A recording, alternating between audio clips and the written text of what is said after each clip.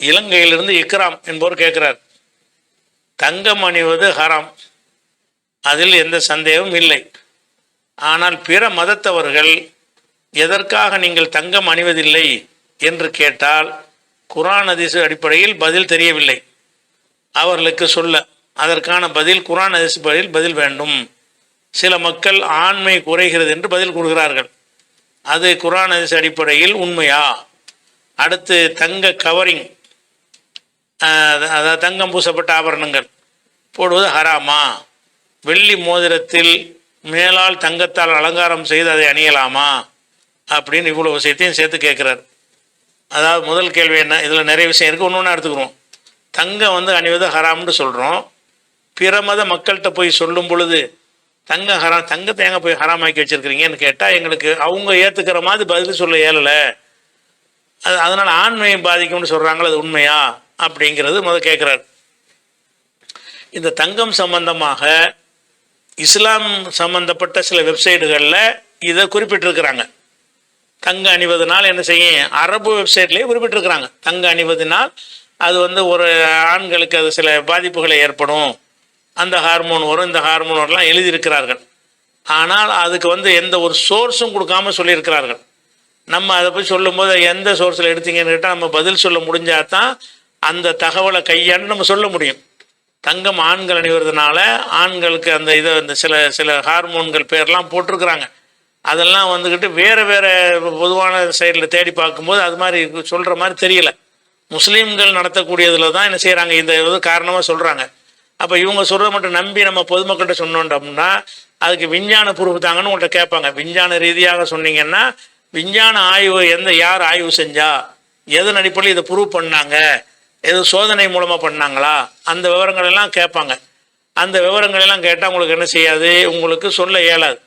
அந்த ஒரு விஷயம் இருக்கிறது. அதனால் ஆண்மை குறையும் என்று சிலர் சொல்லி இருக்கிறார்கள்.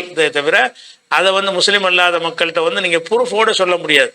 நம்ம ப்ரூஃபை தான் காட்ட முடியும். நம்ம மக்கள் எழுதியிருக்கிறாங்கங்கிற ப்ரூஃபை அவங்க ஏற்றுக்கிற மாட்டாங்க. ஆய்வு ரீதியான எந்த ஒரு தகவலும் தேடும் வகையில் கிடைக்கவில்லை. அதே நேரத்தில் அதில் பல நம்ம சிந்தித்து பார்த்து சில விளக்கங்களை சொல்லலாம். என்னன்னு கேட்டால், தங்கம்ங்கிறது ஒரு பெரிய ஒரு முதலீடாக இருக்கிறது. அது ஒரு பெரிய செல்வமாக இருக்கிறது, பெரிய சொத்தாக இருக்கிறது. அது மாதிரியான ஒன்று விஷயத்தை ஆண்களும் பெண்களுமாக அதில் போட்டி போடும் வகையில் பெண்களுக்கு அது அலங்காரத்தை தரக்கூடியதாக இருக்கிறது. ஆம்பளை இது மாதிரி 25-50 பவுன் போட்டு திரிஞ்சான்னு சொன்னால் அப்போ அதனுடைய பெண்களுக்கு இது கிடைக்காமல் போயிடும். சிந்திச்சு பார்த்தோம்னு சொன்னால் இவன் அலங்கரிச்சிட்டு போய் தேவையும் இல்லை. ஆம்பளை அலங்கரிச்சிக்கிட்டு போனால் ஒரு மாதிரியாக தான் பார்ப்பாங்க. இவனுக்குதா கையில் மோதிரம் போடுற அளவுக்கு எடுத்துக்கொள்வாங்களே தவிர, ஒரு செயின் எடுத்துக்கொள்வாங்களே தவிர, பெண்கள் அணியும் அளவுக்கு அணிந்தார்களே ஆனால் அதை ஒரு ஆண்களுக்கு ஒரு கவர்ச்சியாகவோ அழகாகவோ இருக்காது.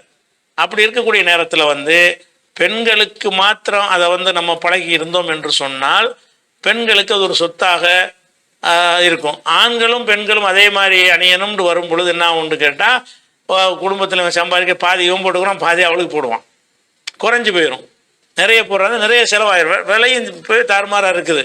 ரெண்டு சரிமாதி மக்கள் அதுக்கு திடீர்னு போட்டியிட்டார்கள் என்று சொன்னால் அப்போ பெண்களுக்கு இன்னைக்கு 1 லட்ச ரூபாய்க்கு இருக்கக்கூடியது 2 லட்ச ரூபாய்க்கு வாங்குற மாதிரி வந்துடும். 2 மடங்கு விலை அதிகரிச்சுன்னு பார்க்கும் பொழுது பெண்களுக்கு அலங்காரமாக திகழக்கூடிய அந்த பொருள் பெண்களுக்கு எளிதாக கிடைக்கும் வேண்டும் என்று சொன்னால் ஆண்கள் அதை தவிர்ப்பது தான் அது சரியானதாக இருக்கும். தத்துவ ரீதியாக விளக்கம் சொல்லலாம்ல. இதுக்கெல்லாம் விஞ்ஞான காரணம் கேட்க மாட்டான். அதாவது லாஜிக்காக தத்துவ ரீதியாக சில விளக்கங்கள் சொல்லும் பொழுது இது விஞ்ஞானி சொல்ல வேண்டிய, நம்மளை சிந்திச்சே சொல்கிற விஷயம்தான். நாம் சிந்திச்சு பார்க்கும் பொழுது பொம்பளைகளுக்கு உண்மையில் நகை பெண்களுக்கு அழகாக இருக்கும். ஆம்பளைக்கு காது முக்கெல்லாம் குத்தி அதெல்லாம் போட்டு இப்போ காசு மாலை இதெல்லாம் போட்டு விட்டு அனுப்புனீங்கன்னு வைங்களேன், அது உண்மையிலே இது ஆம்பளைக்கு ஒரு அழகு தரமாட்டேங்குது. பொம்பளைகள் தான் அவங்களுடைய அழகை மேம்படுத்தி காட்டுவதற்கு அந்த தங்க ஆபரணம் உதவுதுங்கிற வகையில் அவளுக்கு தேவையாக இருக்கிறது, இவனுக்கு தேவையில்லாமல் இருக்கிறது. அது ஒரு விஷயம். அது போக என்னன்னு கேட்டால் தங்கத்தில் ஒரு அடிப்படை என்னன்னு கேட்டால், அதில் தங்கம் வெப்பத்தை சீக்கிரமாக கடத்தி வெளியேற்றக்கூடியது என்பது அனுபவத்தில் நீங்கள் பார்க்கலாம். தங்கம் அந்த சூடு இருக்குல்ல, அந்த ஹீட்டை என்ன செய்யும், சீக்கிரமாக வெளியேற்றிடும். ஒரு தங்கத்தை நீங்கள் நல்லா சூடாக்கி பழுக்க வச்சு மோதிரமாக செஞ்சு அதை நல்லா பழுக்க வச்சு அப்படி தண்ணியில் முக்குனீங்கன்னு வைங்க, முக்கிட்டு வெளியே எடுத்தீங்கன்னு சொன்னால் உடனேயே குளிர்ந்து போயிடுறது, உடனே வெப்பத்தை வெளியே வைக்கிறோம். ஒரு இரும்பு மோதிரமாக இருந்துச்சுன்னு சொன்னால் பழுக்க வச்ச இரும்பு மோதிரத்தை கொண்டு தண்ணியில் முக்கிட்டு எடுத்த பிறகு பார்த்தாலும் சுடும்.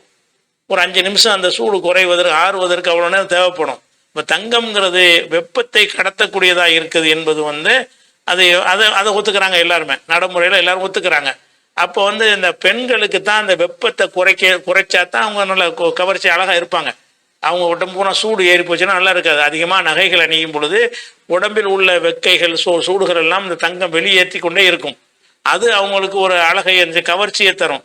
ஆம்பளைக்கு சூடு வேணும், சூடு இருக்கா சொர்ணம் இருக்கான்னு கேட்குறோமா, இல்லை எது கேட்குறோம்? ஆம்பளைங்கிறவனு சூடோடு இருக்க வேண்டும். அப்போ ஆண்கிட்ட வரக்கூடிய அந்த வெப்பத்தை இது குறைத்து விடும் என்பதை அது ஒரு தத்துவ ரீதியாக சொல்கிறாங்க.